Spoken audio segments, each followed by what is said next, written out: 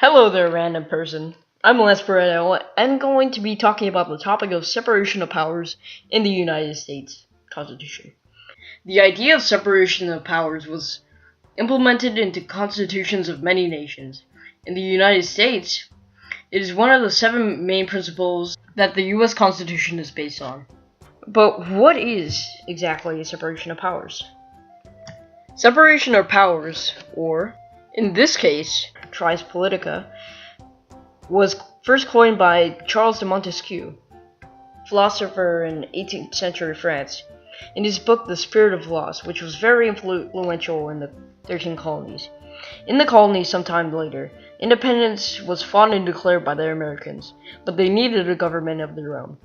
The Articles of Confederation were signed, but the framers did not want a strong central government, executive branch, or judicial branch because of their previous experience with King George III.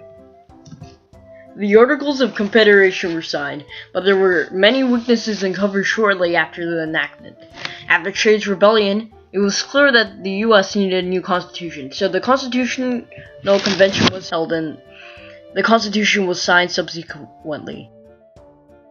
One of the most important principles out of the 9 was separation of powers. The topics of how the principle functions, how the government is separated and each branch's responsibilities, who the leader is of each branch, and why it's vital in the Constitution are important ideas to be addressed.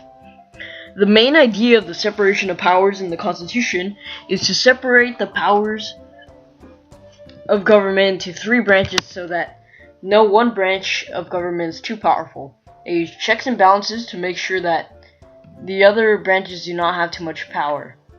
The government is separated into executive, legislative, and judicial branches. The executive branch is made up of the president and his administrative departments. They are needed to coordinate the country and enforce laws. Second, bicameral legislature called Congress makes up the legislative branch. The Congress is split into the lower house of the House of Representatives and the upper house of the Senate, which are responsible for proposing bills and passing them into laws, which is also called legislature, hence the legislative branch. In addition to that, they're the branch of government that decides spending and taxes, impeaches government officials, and declares war. The lower house is based on population of a state, while the Senate has equal representation, 2 senators per state. Finally is the judicial branch, which is made up of national courts and the Supreme Court. They are needed for punishing criminals, settling disputes between states, and interpreting laws. Each branch is led by someone, and they have important responsibilities. The President, highest official of the executive branch, is responsible for negotiating foreign treaties, appointing ambassador judges and other officers, and leads the military of the United States. He signs or vetoes the laws passed by Congress and works together to enforce laws with the executive branch. The legislative branch is led by the Vice President in the Senate and the Speaker of the House and the House of Representatives. The Vice President decides the final votes if votes are tied. The Supreme Court is made up of 9 justices and is the highest court in the judicial branch. It is led by a Chief Justice, and they are responsible for reviewing the laws to check if they are unconstitutional or not.